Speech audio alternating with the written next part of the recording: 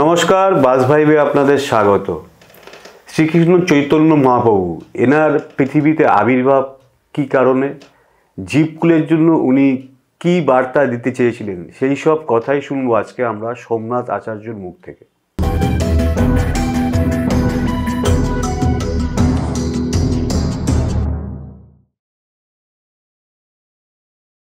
সোমনাথদা, আপনাকে আমাদের বাস ভাইবে স্বাগত। নমস্কার। শ্রী শ্রী মহাপ্রভু চৈতন্যদেব ইনি কলিযুগে আমাদের পৃথিবীতে এসেছিলেন।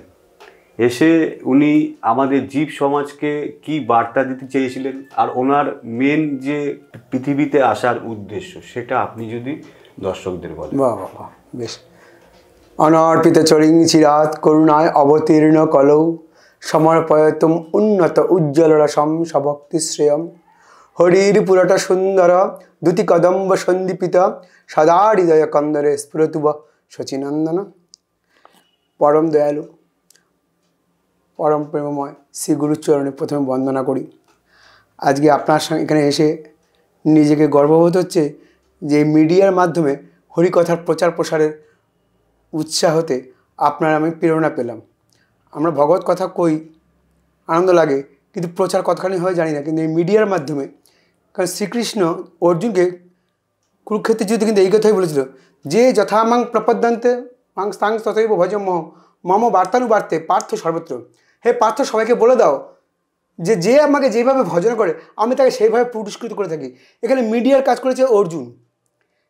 এখানে সেই এখন অর্জুন বলতে এখানে হয়তো এই মিডিয়াটাই, এই যে যান্ত্রিক বিজ্ঞান, এই বিজ্ঞানী কিন্তু সেই বার্তাবহির কাজ করছেন। আপনাদের যে সৎ সংকল্প বা এই উদ্দেশ্য, মহাপ্রভু নিয়ে যে আপনারা এই চিন্তা এসছেন এবং আমাকে যে ডেকেছেন, আমি অদম মহাপ্রভুর সঙ্গে কী কতটুকুনি কইতে পারবো জানি না, যেটুকুনি বলবো ততখানি কম, তবু চেষ্টা করব এই অধম তার কথা বলার সুযোগ্য যদি মনে করেন। কারণ গৌর কথা, শ্রী গৌরাঙ্গ মহাপ্রভু না বলালে বলা সম্ভব নয়। আপনি আমাকে বললেন যে কলিযুগে যে মহাপ্রভু এলেন, মূল উদ্দেশ্য কী, কী বার্তা দিচ্ছে জগৎকে, এবং তাতে জগৎ কীভাবে উপকৃত হচ্ছে, এবং আগামী জন্মে কীভাবে, আগামী প্রজন্ম কীভাবে তার একদম মানে মুনাফা লাভ করবে। অনর্পিত চরিং চিরাত, যা অর্পিত হয় না। আমি একদিন আপনাকে বলছিলাম যে দাদা মির্দা, যে রামচন্দ্র আসার পূর্বে রামায়ণ লিখিত হয়েছিল, ঠিক, এবং মহাভারত লেখা হয় মহাভারত শেষ হওয়ার মানে শ্রীকৃষ্ণচন্দ্র লীলা অবসান করার পর।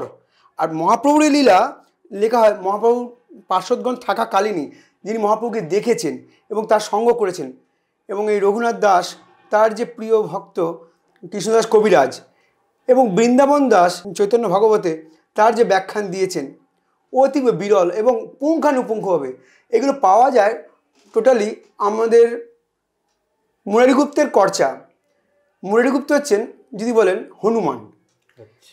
এই হনুমান হচ্ছেন রামলীলায় ইনি ছিলেন, সত্যযুগেও ছিলেন, সেখানে কিন্তু ধ্যানস্থ অবস্থায় মহাদেব রূপে ছিলেন। রাম রূপে লীলাতে তিনি সেবা রূপে এলেন, প্রভু দাসত্ব দাস রূপে এলেন।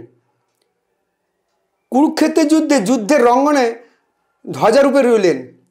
কলিযুগে পার্শ্বদ রূপে মহাপ্রভু এলেন, ইনি হচ্ছেন মুরারিগুপ্ত, যিনি হনুমান। আমরা তার কর্চা থেকেই এই মহাপ্রভু সম্বন্ধে জানতে পারি। মহাপ্রভু নিজস্ব হাতে কিছু লিখে রেখে যাননি, কোনো মঠ মন্দির বানাননি, কারণ তিনি নিজে স্বয়ং ভগবান, কিন্তু গা ঢাকা দিয়ে এসছেন। কারণ তিনি নিজেকে কখনো প্রকাশ করেনি যে আমি পূর্ণ ভগবান। তার আচরণে, তার কর্মের দ্বারা তিনি জীবকে বুঝিয়েছে। নিজ আচরণ ধর্ম পরের শিখায়। তাহলে মহাপ্রভুর কথা বলতে গেলে প্রথম আমরা যেতে হয় সেই চৈতন্য চৈতন্যদের প্রথম আদিলীলার দিকে। আদিলীলায় আমাদের যেতে হবে, প্রবেশ করতেই হবে, কারণ আদিলীলায় না গেলে কিছু বোঝা যাবে না। যেখানে কৃষ্ণদাস কবিরাজ মহাপ্রভু সম্বন্ধে বলছে ওনার মতন যে, যাকে আমরা সুখদেব বলে জানি, কৃষ্ণদাস কবিরাজকে বলা হয় সুখদেব এবং বৃন্দাবন দাসকে বলা হয় ব্যাসদেব। হ্যাঁ, তো যাই হোক, সেই সুখদেব মহারাজ তিনি যখন বলছে এই জীব মুই কী বা জানি, তাহলে আমাদের মতো জীব সংসারী জীবের আমাদের কী অবস্থা বুঝি, তো আমরা কিছুই জানি, তবুও চেষ্টা করছি যেটুকুনি বলার, এবং তার কথা তিনি যদি প্রেরণ করা তবেই সম্ভব। 1407 মানে ইংরাজির 1485 খ্রিস্টাব্দ, খ্রিস্টে জন্মের পূর্বে, খ্রিস্ট জন্মের আগের কথা বলছি, খ্রিস্ট জন্ম পরে না কিন্তু, খ্রিস্টপূর্ব, খ্রিস্টাব্দ নয় কিন্তু, মানে খ্রিস্টের জন্মের আগের কথা বলা হচ্ছে। সেটা 1485 সাল মহাপ্রভু আবির্ভূত হলেন এই কলিযুগে জীবের উদ্ধারের জন্য। কারণ গীতা শ্রীকৃষ্ণ অর্জুনকে বলছেই, যদা যদা হি ধর্মস্য গ্লানির্ভি ভারত অভ্যুত্থানং অধর্মস্য তদাত্মানম সৃজাম্যহম পরিত্রাণায় সাধুনা বিনাশায় চ দুষ্কৃতম ধর্ম সংস্থা প্রণাথায় সম্ভাবামি যুগে যুগে। শ্রীকৃষ্ণ তিনি যে আসবেন, আমাকে একজন জিজ্ঞেস করছিল, গৌরাঙ্গ যে মহাপ্রভু যে স্বয়ং কৃষ্ণ, আমরা জানবো কী করে? আমাকে একজন প্রশ্ন করছিল, ভক্ত, না তা তুমি একটু ভাগবত ঘাটো নাই, ঘেটে দেখো, একাদশ স্কন্ধে শ্রীমদ্ ভাগবত 32 নম্বর শ্লোকেই ব্যাসদেব লিখেছেন, কি লিখেছেন? কৃষ্ণ বর্ণ তিস কৃষ্ণ সাঙ্গ পাঙ্গ পার্শ্বদয় নাম জপ যজ্ঞ সুমিধস। বলছে কৃষ্ণ বর্ণ, কৃষ্ণ শব্দটা যার মুখে সর্বদা হবে, কৃষ্ণ বর্ণ তিস কৃষ্ণ, অকৃষ্ণ মানে কালো নয়, অর্থাৎ রং পাল্টাবে, অকৃষ্ণ উদ্দেশ্য হচ্ছে গৌরী বর্ণ। তাহলে কৃষ্ণ বর্ণ তিসা কৃষ্ণ সাঙ্গ পাঙ্গ পার্শ্বদ, তার সেই সব পার্শ্বদ যারা পূর্বে ছিল, দাপরে যারা ছিলেন, তাদেরকেই নিয়ে আসছেন, আলাদা কেউ নয়। আর কি বহির্রাধা অন্তর্কৃষ্ণ নয়, এখানে বহির্রাধা অন্তর্কৃষ্ণ, নিজের ভাব নিজে প্রকাশিত করবেন। কারণ আপনার ঘরের রান্নাঘরে কোথায় আপনি চায়ের কৌটো রেখেছেন আপনি বলতে পারবেন একদম, সেটা কিন্তু আমি হট করে খুঁজতে পারবো না, আমার খুঁজতে লেগে যাবে, 2 দিন লেগে যাবে হয়তো। ঠিক ঠিক ঠিক সেরকম মহাপ্রভু জানেন কোথায় কি আছেন এবং তার লীলা সে নিজে প্রকাশিত করছেন। যখন তিনি রাধা রাধা করছেন তখন তিনি কৃষ্ণময় হয়ে রয়েছেন, যখন তিনি কৃষ্ণ কৃষ্ণ করছেন তখন তিনি রাধা ভাবের ভাবিত। এটা কিন্তু এসছে অনেক পরে। ওনার জীবন কাহিনী যেমন দেখা যায়, 48 বছরের যে জীবনযাত্রা, তার প্রথম 24 বছর তিনি গারস্থে ছিলেন। 24 বছরের মধ্যে তিনি যে বাল্য এবং পৌগণ্ড, কৈশোর এবং যৌবন, দাম্পত্য জীবন এবং তারপর তার তীর্থ 6 বছর ভারতবর্ষ চারদিকে সন্ন্যাস নেওয়ার পর ঘুরেছেন। আর 18 বছর ছিলেন এই নীলাচলে এবং গম্ভীরায়, বেশিটা কাটিয়েছে। এই টোটাল 48 বছরের মধ্যে জগৎকে মাতিয়ে দিয়েছেন। আমরা যে বারবার যে দেখছি যে মহাপ্রভুর যে পার্ষদ জয়রূপ সনাতন ভট্ট রঘুনাথ শ্রীজীব গোপাল ভট্ট দাস রঘুনাথ, এই 6 গোসাই এবং 64 মহন্ত, দ্বাদশ গোপাল এবং 6 চক্রবর্তী, এনাদের যে পার্ষদ তৈরি করেছিলেন, এই পার্ষদরা আর কেউ নয়, সে পূর্বজন্মের লীলার দাপরে যারা যারা ছিলেন তারাই এসছেন। যদি বলেন নিত্যানন্দ, উনি তো জন্মগ্রহণ করেছেন বীরভূমে রাঢ় অঞ্চলে, কিন্তু ওনার পার্ষদ হলো কি করে আপনাদের মনে আসতে পারে? কারণ এই শচীমাতার গর্ভে উনি এলেন। এই শচীমাতা এবং জগন্নাথ মিশ্র ইনি হলেন সেই নন্দ মহারাজ, ওপার বাংলা, যেটা এখন ওপার বাংলা হয়েছে, হ্যাঁ, শ্রীহট্টে, সেখানে তার পুরন্দর, তার পড়াশোনার জন্য কিন্তু নবদ্বীপে এসেছিলেন এই জগন্নাথ মিশ্র। পড়াশোনার জন্য এখানে এসেছিলেন, কারণ এখানে ন্যায়শাস্ত্র ইউনিভার্সিটি ছিল, কলেজ, যেটা মিথিলারও আগে, যেটা নালন্দা বিশ্ববিদ্যালয়, তারও আগে বিশ্ববিদ্যালয় ছিল হচ্ছে ন্যায়শাস্ত্রের, সেটা হচ্ছে নবদ্বীপে ছিল।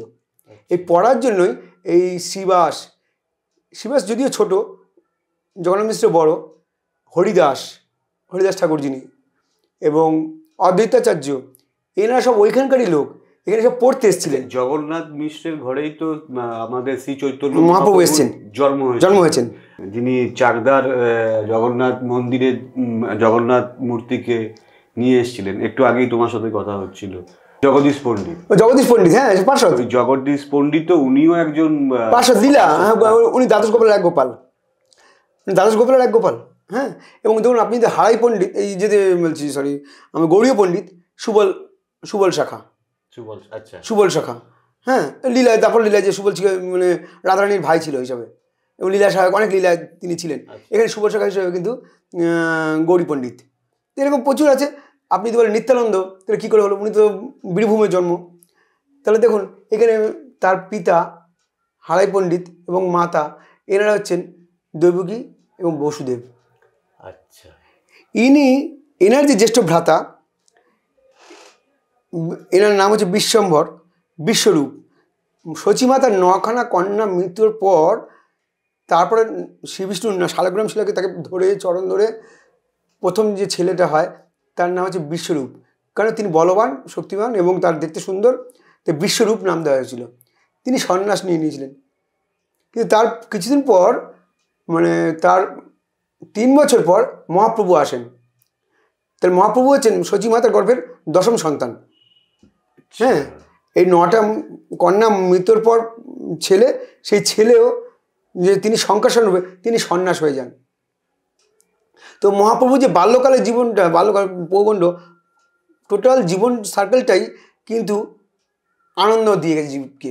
যারা জ্ঞানী গুণীজনের মনোহর, যারা জ্ঞানী লোক তারা বুঝবে। আবেগ ভেতরে না ঢুকলে বোঝা যাবে না। গৌর লীলা ভেতরে প্রবেশ না করলে উপর কিচ্ছু বোঝা যাবে না। যদি পাকা রাঁধুনিকে জিজ্ঞেস করা হয় ভাতটা ফুটেছে কি না, সে ভাতের উদলি দেখে বলে, হাঁড়ি দেখে বলে দেবে ভাত হয়েছে না, আমি দেবো। আর যে কাঁচা রাঁধুনি সে 14 বার গিয়ে ভাত টিপে টিপে দেখবে ভাত হয়েছে কিনা। ঠিক সেরকমই এখানে মহাপ্রভুর যে পার্শ্বদ, তারা প্রত্যেকে সেই পূর্ব লীলার পার্শ্বদ রূপেই এসছেন এবং তার লীলা সহায়ক এবং বহির রাধার তিনি রূপে।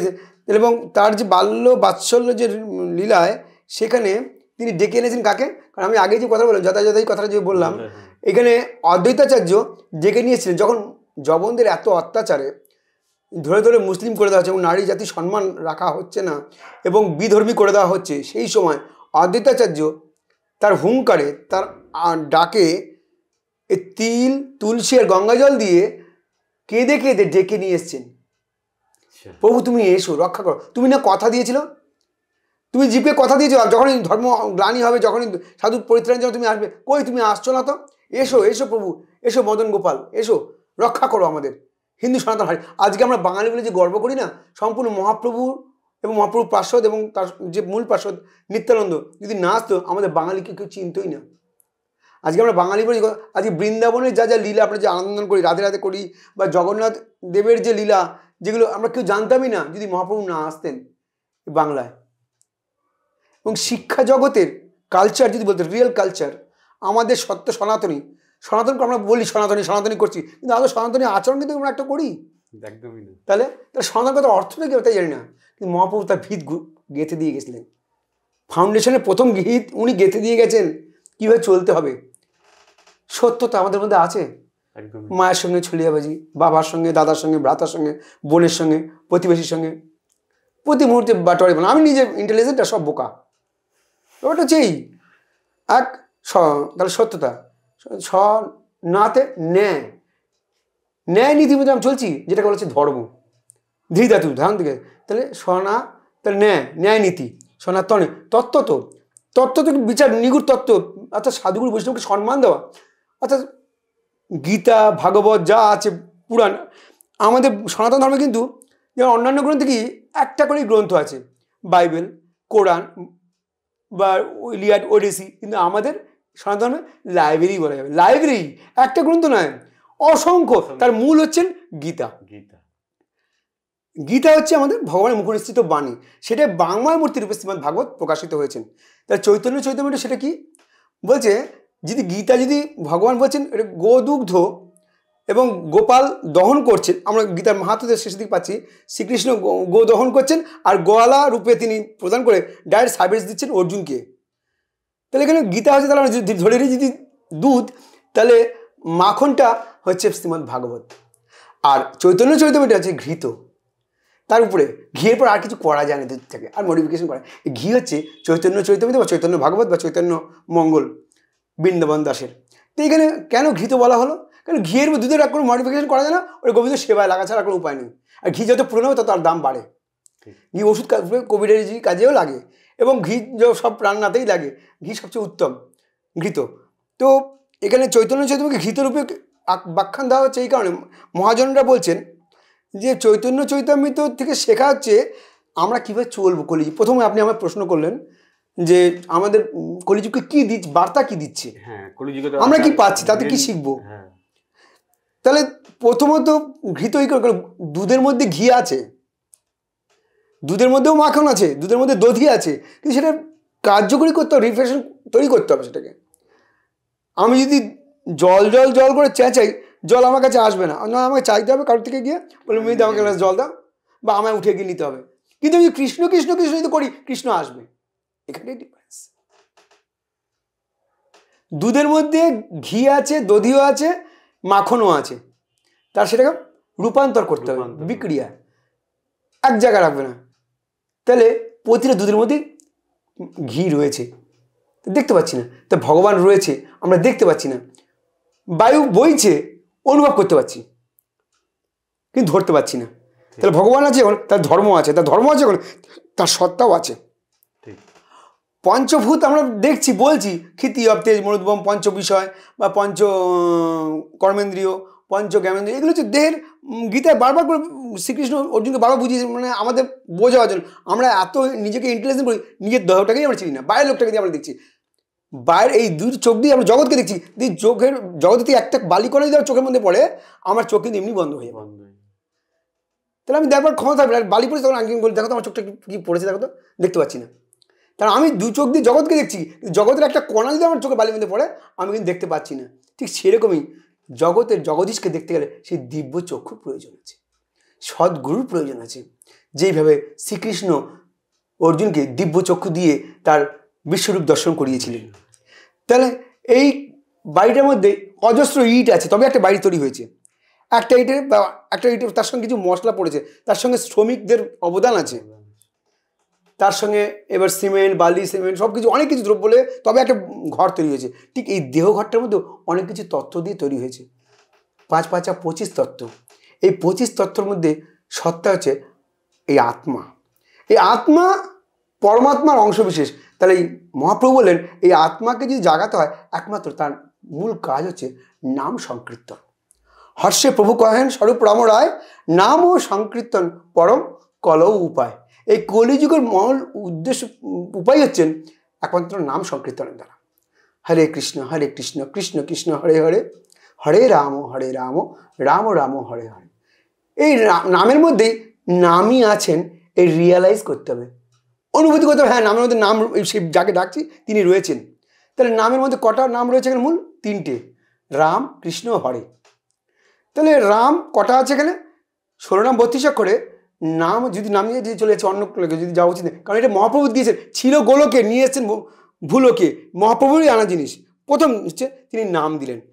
নামটা নিয়ে একটুখানি আলোচনা করিনি, তারপরে যাচ্ছি আমি পরেরটা কী দিয়েছি সেটা বলছি। কারণ দুটো মূল উদ্দেশ্য, মহাপ্রভু জগৎকে মূল দুটো জিনিস দিয়েছেন। এক হচ্ছে নাম সংকীর্তন, এক হচ্ছে প্রেম।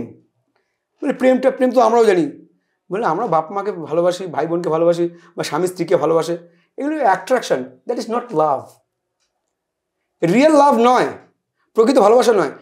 দেবশ্রী নারদ তার ভক্তিসূত্রে 54 শ্লোকে বলছে, গুণরহিতং কামনারহিতং প্রতিক্ষণা বর্ধনম অনুবিচ্ছন্তি অনুভূতি স্বরূপম সো প্রেম রূপম।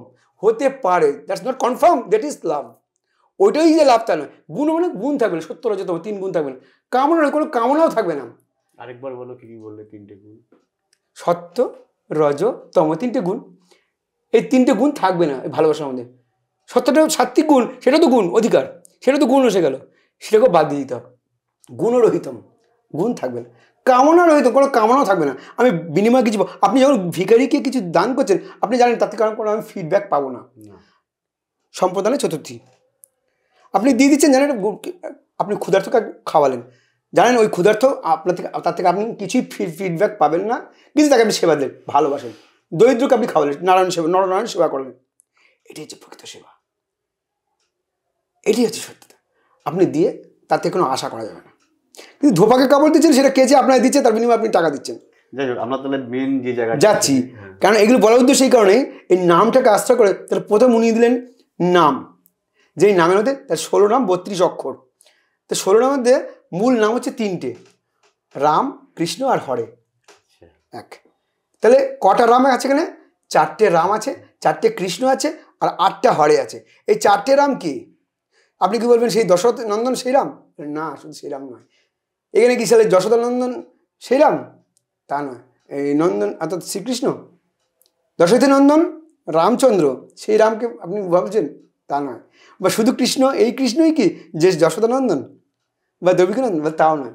হরে মানে কি সেই বিশ্বভানু রাজনন্দিনী সেই হরে শুধু? বলেন না, এর মধ্যে অনেক কিছু লুকায়িত আছে। যদি আমরা নাম নিয়ে যদি কোনোদিন আলোচনা করি, সেখানে সেই নামটা নিয়ে বলতে গেলে বিশাল, মানে মহাজনী তত্ত্ব তো, ওইসব তাদের বড় ব্যাপার, সেটা বলতে গেলে তার অনেক সময় দিতে হয়। আপনি আমাকে যেটা রেখেছেন যে মহাপ্রভুর অবদানটা কি কলিযুগের জন্য, কি বার্তা দিচ্ছে। প্রথম বললাম নাম, আর দ্বিতীয় হচ্ছে প্রেম। প্রেমটা কীরকম প্রেম? ওই গুণরহিতং কামনারহিতং প্রতিক্ষণ বর্ধনম, এবং বাড়বে, কমবে না। আমি সূর্য উদয় হয়েছে, আমি দাঁড়াচ্ছি, আমার ছায়াটা পেছন দিকে যাচ্ছে, আস্তে আস্তে বাড়ছে, মাথার উপরে যখন গেল আস্তে আস্তে কমতে কমতে আমার পায়ের তলায় চলে এলো। আবার যখন সূর্য পশ্চিম দিকে ঢল দিচ্ছে, পূব দিকে আমার ছায়াটা এগোচ্ছে। তাহলে বাড়া কমা করছে সূর্যের ছায়া, কিন্তু প্রেম বাড়ে কমে না, বাড়ে কমে কমে না, প্রতিক্ষণে বর্ধনম, অনুবিচ্ছন্তি, যে বিচ্ছিত হয় না।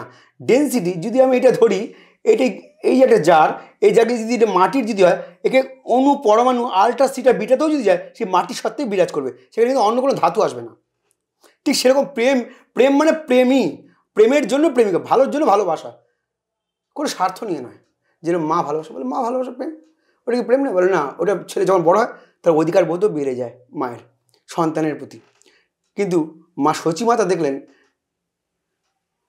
প্রথম ছেলে সন্ন্যাস হয়ে গেছে, এই ছেলে যদি আবার সন্ন্যাস হয়, কারণ পণ্ডিত হচ্ছে, পড়াশোনা শিখছে, এবং তিনি যখন বাল্যকালের থেকেই যে তার পড়ার যে মেধা, একবার যা শুনেছে আর দ্বিতীয়বার তাকে পড়তে হচ্ছে না, তাহলে এই যে সন্ন্যাস হয়ে যায়, তাই সচিমাতা সাত তাড়াতাড়ি তার বিবাহ দিলেন প্রথম। হ্যাঁ, এবং প্রথম স্ত্রী হচ্ছেন লক্ষ্মীপ্রিয়া দেবী। এবং তার বিরহে যখন সর্পদংশনে মারা গেল, তারপরে কিন্তু এসেছেন বিষ্ণুপ্রিয়া। তাহলে দেখুন, নারায়ণের কিন্তু দুটো স্ত্রী, খেয়াল করে দেখুন, এক হচ্ছে বসুন্ধরা, যে সহ্য ক্ষমতা, একটা হচ্ছে বৈভব লক্ষ্মী, পূর্ণ লক্ষ্মী, যেটা সমুদ্র মন্থনে উঠেছিলেন পাতাল ফুড়ে। নারায়ণের দুটি স্ত্রী, ঠিক আছে। দেখুন মিলটা কথা দেখুন। এবার ইনি যে রংটা পেলেন, আপনি বললেন, আমি আগে বললাম গৌরবর্ণ, গৌরবর্ণ রংটা এলো কোত্থেকে? বলে কৃষ্ণ তো কালা ছিল। আমাদের মূল বুঝতে হবে মহাপ্রভু আসার মূল কারণটা কি। প্রেম বলতে নানা রকম, কারোর খেয়ে আনন্দ, বস্ত্র যাই হলো হলো, পেট ভরে আনন্দ, কারোর পোশাক আশাকে আনন্দ, খেতে না দাও তার টিপটপ পরিষ্কার, কেউ ঘুরতে আনন্দ পায়, ঘুরে আনন্দ পায়, তাকে খাওয়া দাওয়া বা কি পোশাক দেয়, সে একটু বছরে যদি দুবার ট্যুর না করতেও তার ভালো লাগে না, পাগল পাগল লাগে, এমন লোক আছে। কেউ সাজতে গুজতে খুব ভালোবাসে, খুব সাজে, কি পেটের হলে দেখার দরকার নেই, ঘরে কি আছে দেখার নেই, ও সেজে গুজে একটু বেরোবে, আচ্ছা ঠিক সেরকম। তাহলে প্রেম আর অ্যাট্রাকশন কিসের উপর রয়েছে? রুচি। তাই মহাপ্রভু পার্শ্বদ বলেন, নামে রুচি জীবে দয়া, বৈষ্ণবে সেবন, এই তিনি হয় বৈষ্ণবের লক্ষণ। তিনি বৈষ্ণব রূপে এলেন কেন? কারণ তার পুরন্দর, অর্থাৎ তার যে পিতামহ উপেন্দ্র মিশ্র, তিনি ছিলেন পরম বৈষ্ণব এবং পণ্ডিত ছিলেন, এবং বড় বিষয়ী, মানে জমিদার টাইপের ছিলেন উনি শ্রীহট্টে। হ্যাঁ, সে শ্রীহট্টে যিনি ছিলেন, সেখানকার তিনি তখন ভেবেছিলেন যে হে প্রভু, এই বংশে তুমি কবে আসবে? চেয়েছিল, চাইতে হয়, আমরা চাওয়ারণ চাই না তো, কি চাই? টাকা দাও, মান দাও, যশ দাও, প্রতিপত্তি দাও, কিন্তু এটা তো এখানে থেকে যাবে, সঙ্গে যাবে কি? আমি দেখুন, রবীন্দ্রনাথের পিতামহ মহর্ষি দেবেন্দ্রনাথ ঠাকুর, তিনি কিন্তু সূর্যকে প্রণাম করতেন, বলতেন হে সূর্যদেব, এমন সন্তান দাও তোমার মতন যেন জগৎকে আলো দিতে পারে। গঙ্গায় গিয়ে তিনি রোজ অর্ঘ্য দিতেন, সূর্যকে ডাকতেন, তাই তার নাম রাখা আছে রবি, এই রবীন্দ্রনাথ। ঠিক সেরকম বাপ মাকে ভালো হতে হবে। মা, বাপ মা যদি শুদ্ধ হয়, সেখানে সন্তানও শুদ্ধ আসতে বাধ্য। আচরণ করবো আমি রাবণের মতন, আর চাই সন্তান চাইবো রামের মতন, কোনোদিনই হতে পারে না। তা আমাকে আগে দশরথ হতে হবে, আমার স্ত্রীকে কৌশল্যা হতে হবে, তবে তো আমার গর্বে রামচন্দ্র আসবে না। তো যাই হোক, তো আমাদের সৎ চরিত্র, তার সনাতনের প্রথম সৎ, সেই সৎটার কথা বলছিলাম, মনে হচ্ছে এই এত কথা যে অ্যানালাইজ করলাম, ওই সৎ ফার্স্ট ধরে আসলে কিন্তু সৎই। নয় আছে নীতি, আমি কোন বর্ণ আশ্রম করতে, চতুর্বর্ণ মায়া সৃষ্ট গুণভাগ, গীতা শ্রীকৃষ্ণ জন্ম, এই চতুর্বর্ণ আমারই সৃষ্টি। তাই ন্যায় নীতি যে যেই বর্ণে সেই বর্ণের আচরণ করতে হবে। বলে দাদা চাকরি বাকরি নিয়ে কী করবো, হ্যাঁ না তার না, আপনি বলছেন, বলে আমি তো ব্রাহ্মণ হয়ে আমি আর কোম্পানি গিয়ে কাজ করছি। বলে আপনি চেষ্টা করেননি, তাই ব্রাহ্মণের কাজ পঠন পাঠন করার যজন যোজন করবে, ব্রাহ্মণের 9টা গুণ থাকবে, সে একটা গুণ আমার মধ্যে নেই, আমি অথচ ব্রাহ্মণ বলছি। আমার যেহেতু জন্মসূত্রে আমি ব্রাহ্মণ হচ্ছি, পিতা ভট্টাচার্য আমিও ভট্টাচার্য, আমার পিতা চ্যাটার্জি আমিও চ্যাটার্জি, কিন্তু আমার ব্রাহ্মণত্ব কি জেগেছে আমার মধ্যে? তাই আমি ব্রাহ্মণ চেঁচিয়ে আছি, সবই খাচ্ছি, আহার শুদ্ধি নাই, আহার শুদ্ধি নেই, তাই বস্ত্র শুদ্ধি নেই, আর বস্ত্র শুদ্ধি নেই আচরণ শুদ্ধি নেই, আর আচরণ শুদ্ধি নেই মানে আমার ব্যবহার বাজে, আমি যাকে যা ইচ্ছে বলে যাচ্ছি। তাই ব্রাহ্মণত্ব হলো জন্মসূত্রে। তো ব্রহ্মগুণে আমরা জীব জন্মায় শূদ্র হয়ে, বেদের কথা এটা, শূদ্র হয়ে জীব জন্মায়, কর্মের দ্বারা জ্ঞানে জায়তি ব্রাহ্মণ ব্রাহ্মণ যায়তি জানতো যে ব্রহ্মকে জেনেছেন তিনি ব্রাহ্মণ, ব্রহ্ম জ্ঞান করবেন। টিচার যে করাচ্ছে, যে টিউশন করছে তিনিও ব্রাহ্মণ। শিক্ষক শিক্ষা দান দিচ্ছে। তাহলে ব্রাহ্মণের যে 9টা গুণ, সম, দম, তপ, শৌচ, শৌচ 2 রকম আছে, এটা অন্তঃশৌচ এটা বহিঃশৌচ। জ্ঞানম, বিজ্ঞানম, আর্যবৃত্তিম এবং ক্ষমা এবং আস্তেয়। এই 9টা গুণ যদি থাকে ব্রাহ্মণের, তবেই সে ব্রাহ্মণ। ক্ষত্রিয়ের 7টা গুণ, বৈশ্যের 4টে গুণ, আর শূদ্রের 1টাই গুণ, সেবা। এই 3 বর্ণের সেবা করবে। তাহলে চতুর্বর্ণ এবং চতুরাশ্রম এসব ভগবানের সৃষ্টি। ভগবান ভাগ করে দিয়েছে। আমি শূদ্র হয়ে আমি করছি অন্য কাজ, হবে না। ক্ষত্রিয় হয়ে করছি অন্য কাজ, হবে না। যার যে বর্ণ, তাহলে বর্ণ এখন তো এইসব নেই দাদা, এখন ক্ষত্রিয় বর্ণ ব্রাহ্মণ সব তো মিশে মাখামাখি হয়ে বসে আছে, কি হবে? আচরণ করুন, ঠিক আপনার কাছে চলে আসবে। সমুদ্রের ঢেউ আসছে একটার পর একটা, আপনি ভাবছেন ঢেউটা যাক তারপরে আমি ডুবকি লাগাবো, তাহলে আপনার কোনোদিন আর চান হবে না, ওই দাঁড়িয়েই থাকতে হবে সমুদ্র পাড়ে। তাহলে ওই ঢেউয়ের মধ্যেই আপনাকে ডুব দিয়ে নিতে হবে। অর্থাৎ আপনার সংস্কারটা আপনাকেই তৈরি করতে হবে। এই জন্য কেউ ধরে শেখাবে, কে শেখাবে? আপনার পিতা। এখানে পিতা মানে জন্মদাতা হতে পারে, বা আপনার শ্রী গুরুদেব, বা সাধু সৎ মহাত্মাকে আপনি দর্শন পেলেন, তার সঙ্গ পেলেন, সৎসঙ্গ।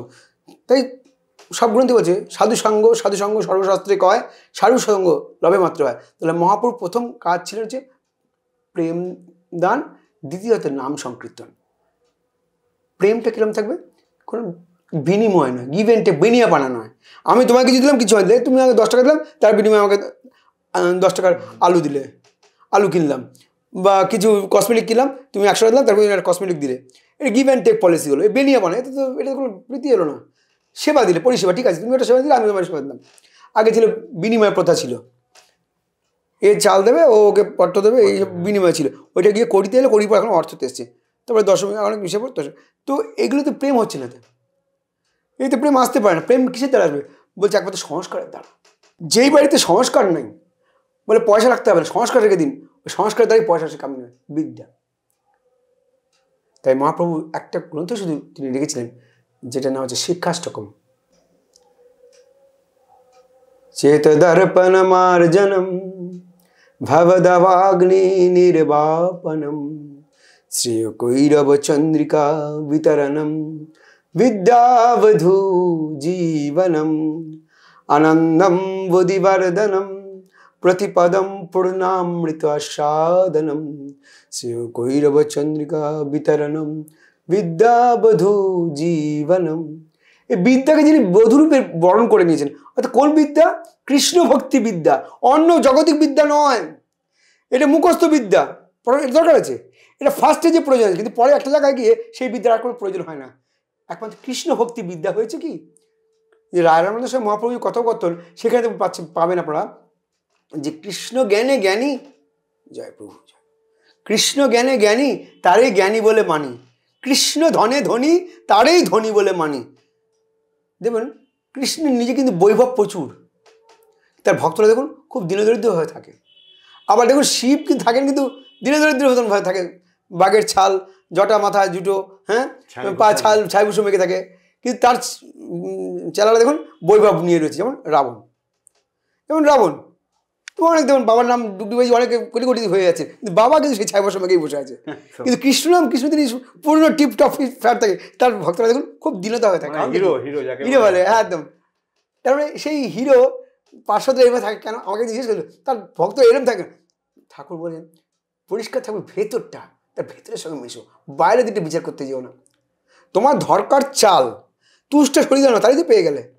এবার তুষ্টে যতই ছেঁচা মারো, সেখান থেকে ধান আর পাবে না। আমার তো চালটুকু দরকার। আমি বিচার করব কার? আমার পাপের ভার অনেক বেশি, তাই আরেকটা পাপের আমি বিচার করছি।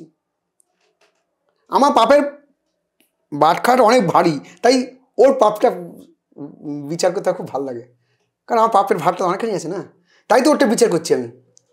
তা আমার পাপের ঘর অনেক বেশি আছে, তাই ওর পাপের বিচারটা করতে। আমি তো বিচারক নই। এটা যদি যখন অ্যানালাইসিস হবে, আমি বিচারক করার জন্য একজন রয়েছে পরম পুরুষত্ব আত্মা, পরমাত্মার সঙ্গে যখন সম্পর্কিত, সেই পরমাত্মাকে যখন ছেড়েছি, তখন আমি সেই কাজটা খুব ভালো হয়। রিয়েলাইজ, আমি আগে বললাম রিয়েলাইজ করতে হবে যে ভগবান আমার সঙ্গে আছে, রিয়েলাইজ করতে হবে ওই নামের মধ্যে নামই বসে আছেন, বিরাজ করছেন। ওই যে আপনার আগে বললাম যে আপনার 4টে রাম, 4টে কৃষ্ণ, 8টা হরে, এই সম্পূর্ণ 3টে নামের মধ্যে দাঁড়িয়ে আছেন।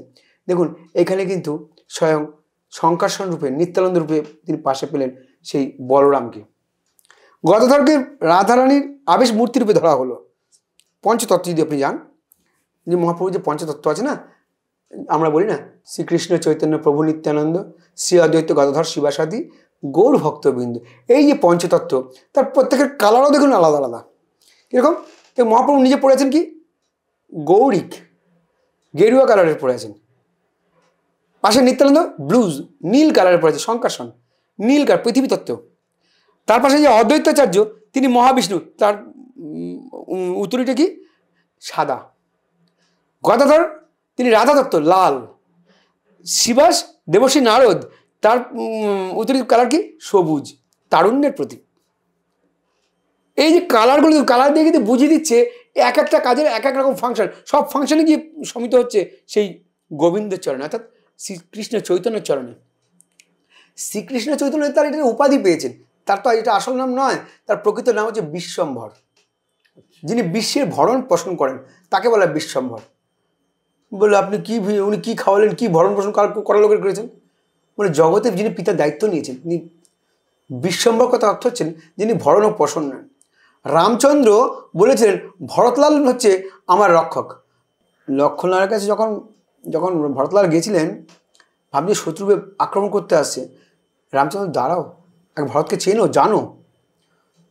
তিনি উঠে গেছে, না যদি আপনার মারতে আসে, বললেন না করতে পারে না, তুমি আগে দূর থেকে, আমার হট করে কারোর বিচার করা ঠিক নয়, আগে তার সম্বন্ধে জানো, শোনো কি করে দেয়। ভরতলাল কেঁদে কেঁদে এসে তার পায়ে লুটিয়ে পড়ে ফিরিয়ে দিতে এসেছে। বলে তোমার বাবার যে পিতৃ, আমার যে বাবার পিতৃ আগে আমি পালন করছি, তুমি গিয়ে রাজ সিংহাসনে বসো, তুমি গিয়ে বসো, আমি তোমারটা করছি। আর নইলে কিছু আমায় দাও যেটা তোমাকে আমি নিয়ে যেতে চাই। লাস্টে সে চরণ পাদুকাটা মাথায় করে নিয়ে গিয়ে ভরতলাল সেবা করলেন 14 বছর, নিজে রইলেন পর্ণকুটিরে, পাদুকা সেবা রোজ করলেন। এবং এই 14 বছরে কোনো শুভ কাজ হয়নি অযোধ্যাতে, কোনো শুভ কাজ, বিবাহ হয়নি, প্রজন্ম হয়নি, শোকও পায়নি। এবং তার সাত্বিক আচরণ করেছেন। অর্থনৈতিক কাঠামোটা বিশাল, দশরথ থাকাকালীন যা অর্থনৈতিক কাঠামো জিডিপি, সেই জিডিপি তার থেকে বেশি অধিক 10 গুণ বাড়িয়ে দিয়েছিল রামচন্দ্র যখন ফিরে এসেছিল 14 বছর পর। বলে এত বাড়লো কী করে? কারণ প্রজন্ম হয়নি, কোনো শুভ কাজ হয়নি তো, কারণ তুমি নেই, তাই তোমাকে ছাড়া চলি কী করে? রামবিহীন রাজত্ব হয় কী করে? রামবিহীন, তাই রাম রাজত্ব বলে। দেখুন কৃষ্ণ রাজত্ব অনেকে বলে না, নারায়ণ রাজত্ব বলে না, কী বলে? রাম রাজত্ব।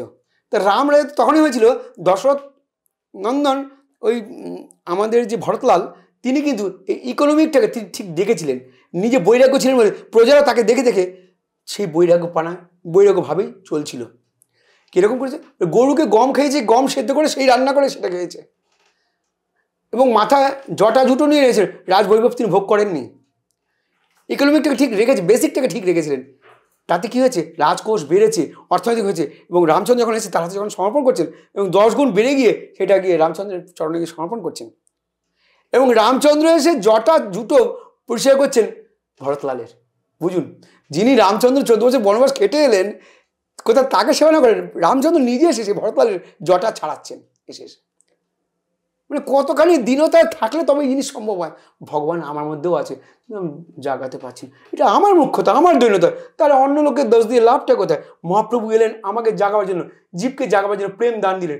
নামের মধ্যেই প্রেম রয়েছে। তাহলে নাম সংকীর্তন পরম কলবে, কলিযুগের মূল উদ্দেশ্য হচ্ছে, উপায় একমাত্র পন্থা আছে নাম সংকীর্তন, তাই না? তা মহাপ্রভু বলেন খাইতে লইতে নাম যথা তথা লয়, দেশ কাল পাত্র নাই সর্বসিদ্ধি হয়। এই নামের মধ্যেই সর্বসিদ্ধিতার ফল লুকিয়ে রয়েছে, সব কিছু আছে। আপনি ঠাকুর রামকৃষ্ণ যেমন বললেন, যার যেমন ভাব তার তেমন লাভ। তা ভাবনাটা আপনার যেরকম, আপনি কোন ভাব, অর্থাৎ ভগবানের সঙ্গে একটা সম্বন্ধ জুড়তে হবে। একটা গ্রন্থ লেখা চলছে, লিখছে, প্রভু লেখাচ্ছেন আমাকে দিয়ে। তো এই 18 নম্বর শ্লোকটায় আমরা লিখছি, কৃষ্ণ সম্বন্ধ বিষয় উন্মুখী, আশ্রয় বিনা কেহ নাহি সুখী। 18 একটা শ্লোক চলছে। এর তাৎপর্য সামান্য ছোটো করে বলছি। কৃষ্ণ সম্বন্ধ, কৃষ্ণের একটা সম্বন্ধ, রিলেশন করতে হবে, সম্বন্ধ বিষয়। বিষয়কে, বিষয় হচ্ছে গোবিন্দ। আশ্রয়কে, আশ্রয় হচ্ছে রাধারানী। আশ্রয় করিয়া ভজে কৃষ্ণ তারে নাহিতে, যে আমরা আগে পেয়েছি, অন্যান্য গ্রন্থে পাওয়া। আশ্রয় হচ্ছে রাধারানী। তাহলে কৃষ্ণের সম্বন্ধ বিষয় উন্মুখী, আশ্রয় বিনা কেহ নাহি সুখী। তাহলে আশ্রয় করে যদি আপনি কৃষ্ণ ভজেন, সেখানে যুগল সেবা যেখানে যদি আপনি যদি থাকেন, যেমন আপনার সামনে আপনি চিত্রপট দেখে আমার মনটা মুগ্ধ হয়ে গেল। তো এই যুগল সেবা যখন আপনি করছেন, তখন সেখানে আর এই চিত্রপটটা আজকের বহুত দিন। হ্যাঁ হ্যাঁ, যাই হোক, এই ফটোটা দেখে যেমন ভালো লাগলো। তো এই যুগল সেবা যারা করেন, যারা চিত্রপটটা আমি বাড়িতে ছিল এটা, আচ্ছা আচ্ছা, ফটোটা তো আমার ঠাকুর দেবতা একটু, যাই হোক সেটা দর্শকের সামনে বলতে চাই না। আচ্ছা আচ্ছা, আমি এটা এই ঘরে রেখেছিলাম। এনিওয়ে, তাহলে এই দাপরে এক কৃষ্ণ দুই দেহধরী, এক কৃষ্ণ আত্মা, এক আত্মা দুই দেহধরী, এবে আইলা শ্রীকৃষ্ণ গৌরহরি। শ্রীকৃষ্ণচন্দ্র এই দুই আত্মাকে এক দেহে তিনি নিয়ে এলেন এই গৌরহরি গৌরাঙ্গ রূপে। বহির্রাধা অন্তঃকৃষ্ণ, এই দুই ভাবকে জাগরিত করলেন। আমি আগেই আপনাকে বললাম যে যখন সে রাধা রাধা করছে, তখন সে কৃষ্ণ স্বয়ং। আর যখন সে কৃষ্ণ কৃষ্ণ হা কৃষ্ণ করে কাঁদছে, হা কৃষ্ণ কোথায় কৃষ্ণ, হা কৃষ্ণ যখন কাঁদছে, তখন সে রাধা রাধাভাবে ভাবিত। তার কোথায় উদ্রি খুলে পড়ে গেছে খেয়াল নেই, কোথায় মহাদেবের ওইটা হচ্ছে বিবস্ত্র, রাম রাম রাম নাম করতে তার বস্ত্র কখন খুলে যেতে খেয়াল নেই, সেদিকেও নাচতে শুরু করেছে রাম নামে। পঞ্চমুখে ত্রিপুরাটি করেন রাম নাম, তার বস্ত্র কোথায় বাগড়ুচার খুলে গেছে, ভক্তরা ধূপধুনো দিয়েছে, সেই সাপ খুলে ফেলেছে, তার দড়িতে অন্য কিছু না, সাপ দিয়েই বাঁধা, সে ও ছাপগুলো খুলে গেছে, তার ব্যাগটা খুলে, বাবার হুঁশ নেই, মা বাবার নাম দিগম্বর হয়ে নাম করছেন, সেই একরূপ। তাহলে এখানে স্বয়ং মহাপ্রভু নাম করছেন সে মহাভাবের ভাবিত হয়ে। 9টা ভাব আছে এই নববিধা ভক্তি। তা প্রথম ভক্তি হচ্ছে শ্রবণং, যেটা প্রহ্লাদ ভক্তিতে আছে, শ্রবণং কীর্তনং অর্চনং বন্দনম দাসং পাদসেবনম, এই যে আজ যেগুলো আছে, লাস্টে আত্মনিবেদনম। তো এই ভাব এবং মহাভাব যদি যান, তাহলে প্রথম আদৌ শ্রদ্ধা। তাহলে নববিধের প্রথম ভক্তি হচ্ছে শ্রদ্ধা থাকা চাই। তাহলে শ্রদ্ধা এবং বিশ্বাস যেখানে থাকবে, সেখানেই ভক্তি মরানি বিরাজ করেন। তাহলে শ্রদ্ধা এখানে স্বয়ং মা দুর্গা, বিশ্বাস হচ্ছে বাবা মহাদেব। তাহলে বাবা এবং মা যেই ঘরে বিরাজ করে, সেই ঘরে ভক্তিও বিরাজ করে, অর্থাৎ লক্ষ্মী সেই ঘরেই থাকেন। সেখানে জ্ঞান তৈরি হয়, অর্থাৎ সরস্বতী রূপী থাকে। সরস্বতী হচ্ছে ব্রাহ্মণ, ব্রহ্মচিত কাজ করে, এবং অর্থনৈতিক হিসাবে লক্ষ্মী বিরাজ করেন, এবং গণনায়ক রূপে স্বয়ং গণেশ থাকেন, এবং স্বরাষ্ট্র রূপে স্বয়ং সেনাপতি রূপে স্বয়ং কার্তিকও সেখানে বিরাজ করেন। কিন্তু তাদের প্রত্যেকের বাহন কিন্তু আলাদা, সব অ্যান্টি ক্রস। দেখুন, বাবার গলা সাপ, কার্তিকের বাহন ময়ূর, লক্ষ্মীর বাহন পেঁচা, গণেশের বাহন ইঁদুর, মায়ের বাহন হচ্ছে সিংহ, বাবার বাহন ষাঁড়। তাহলে সব অ্যান্টি ক্লক, সব দাঁড়িয়ে আছে বাহন, কিন্তু কেউ কাউকে মারছে না, একই ঘাটে একই জায়গায় সব জল খাচ্ছে। কারণ কি? শ্রদ্ধা এবং বিশ্বাস আছে। যেখানে বিশ্বাস যেখানে বিরাজ করে, সেখানে অন্য মাইক কাজ। তাই গীতায় বলেন, দৈবী হেষা গুণময়ী মম মায়া দূরত্বয়া যো মামাং প্রপদ্যন্তে মায়ামেকং তরন্তিতে। গীতা 7:14 বলছে, ওই সম্পূর্ণ মায়ার কাজ করে যাচ্ছে। কিন্তু এই মায়াকে নিবৃত্তি করার একমাত্র উপায় আমাকে স্মরণ হতে হবে। স্মরণ ইব মানে আমাকেই। এই যখন স্মরণগত হয়ে গেলেন, স্যারেন্ডার, হে প্রভু তুমি ছাড়া আমি কিছু জানি না, ব্যাস। দৈবী হেষা গুণময়ী মম মায়া দূরত্ব, এই মায়া আমার, এবং এই মায়ার দৈব মায়া, একে অতিক্রম করতে গেলে আমাকেই ধরতে হবে। কারণ এই গীত, এই 3টে গুণ, সত্য রজ তম, এই 3 গুণ দিয়ে আমি বেঁধে রেখেছি, এই খোলার বাঁধন আমি জানি। তাই আমার শরণাগত হতে হবে। যে জীব আমার শরণ, তাই মায়া তাকে নিষ্কৃত করবে। চৈতন্য সেটাই বলেন, কৃষ্ণ সূর্য সম মায়া ঘোর অন্ধকার, যাহা কৃষ্ণ তাহা নাই মায়ার অধিকার। কৃষ্ণ যেখানে থাকবে, সেখানে মায়া প্রবেশ করতে পারবে। এই যে আমরা এখানে কথা বলছি, এখানে অঘটন ঘটতে পারে না, অশুভ শক্তি প্রবেশ করতে পারবে না। কারণ এর স্বয়ং প্র্যাকটিশনার একটা ভাইব্রেশন কাজ করছে, এখানে একটা সার্কুলাইজ হচ্ছে। যেখানে হয় রাম সংকীর্তন, সেই তো হয় বৃন্দাবন। আমরা বলি তো মধুর বৃন্দাবন, যেখানে নাম কীর্তন সেটাই বৃন্দাবন। আমার দেহের মধ্যে বৃন্দাবন জাগাতে পারছি না। যে জাগে ও পায়, যে শোয়ে ও খোয়ে। তাহলে আমরা সবসময় ঘুমিয়ে কাটাচ্ছি, বলে তার কি আমরা ঘুমাবো না? দেহের বিশ্রাম হচ্ছে, আত্মার বিশ্রাম হয় না। আত্মা চলছে, শ্বাস প্রশ্বাস আপনার চলছে। আপনার যখন রাত্রে খেয়ে দিয়ে আপনি বিশ্রাম নিচ্ছেন, রাত্রে আপনার শ্বাস প্রশ্বাস চলছে, পচন ক্রিয়া, হজম ক্রিয়া সব চলছে। কিন্তু কানের সামনে যদি কেউ এসে বলে, এই মেহিরদা ওঠো, সকালবেলা নগর কীর্তনে বেরোতে হবে, টাইম হয়ে গেছে, 4টে বেজে গেছে, মঙ্গল আরতি করে আমরা বেরিয়ে যাবো, আপনি কিন্তু সঙ্গে সঙ্গে উঠে বললেন। তাহলে কে জেগেছিল? শ্রুতি জেগেছিল, কর্ণ শ্রুতি জেগেছিল, আর সব ঘুমোচ্ছিল, চোখ কান হাত পা সব ঘুমোচ্ছিল। এক ডাকে বা দু ডাকে আপনি উঠে বললেন। উঠে কী করলেন? চোখে মুখে জলতে ফ্রেশ আপ হয়ে আপনি মঙ্গল আরতি দেখি মঙ্গল আরতিতে বেরিয়ে পড়লেন, পরিক্রমায় বেরিয়ে পড়লেন। তাহলে কে করালো? সংস্কার। তেমন আপনার মধ্যে ধর্ম আছে, সংস্কার রয়েছে। পিতৃ হোক বা অন্য কারোর মধ্যে আপনি সংস্কার পেয়েছেন, তাই আপনি উঠে মঙ্গল আরতি দর্শন করলেন শ্রীপ্রভুর। তারপরে আপনি পরিক্রমায় বেরোলেন, এবার নিজে সহ্য হতো কর্ম করে, এবার আপনি আপনার কাজে কিছু প্রসাদ পেয়ে আপনি আপনার কাজে বেরিয়ে গেলেন। এই সারাদিনে যে ব্যস্ততার মধ্যে আপনি কিন্তু মনটা পড়ে আছে কিন্তু ওই সেই ঠাকুর ঘরের দিকেই। কাজ করছেন ঠিকই, পরিবারের বাজার হাট দোকান এটাও কর্তব্য, ছেলে মেয়েকে মানুষ করা, এডুকেশন দেওয়া এটাও কর্তব্য, কিন্তু অবশ্য কর্তব্য কি শ্রীহরিকে চরণে বিশ্বাস। যতক্ষণ আমাদের বিশ্বাস না হচ্ছে কিছুই হচ্ছে। তো এই মহাপ্রভু বলেন এই বিশ্বাসের মূল গোড়া হচ্ছে নাম এবং প্রেম, এই হচ্ছে মহাপ্রভুর মূল অবদান। এছাড়া আর অনেক অনেক রকম আছে। আমরা যদি বাল্যলীলা আসি বা পৌগণ্ড কৈশোর ভাগ করে বা যৌবন কিছু এপিসোডে যখন আসবো তখন সেগুলো একটা আলোচনা করা যায় পরে। জয় শ্রীকৃষ্ণ। জানি তাই সোমনাথবাবু আপনাকে অশেষ ধন্যবাদ। আপনি এই মহাপ্রভু শ্রী চৈতন্যের নানা রকমের কথাগুলো আপনি আমাদের দর্শকদের সামনে রাখলেন, বা আমিও শুনলাম আপনার থেকে, খুব ভালো লাগলো। আচ্ছা, জানি তাই আমার সঙ্গে সবাই মিলে বলুন, হরে কৃষ্ণ কৃষ্ণ কৃষ্ণ হরে হরে, হরে রাম রাম রাম হরে হরে।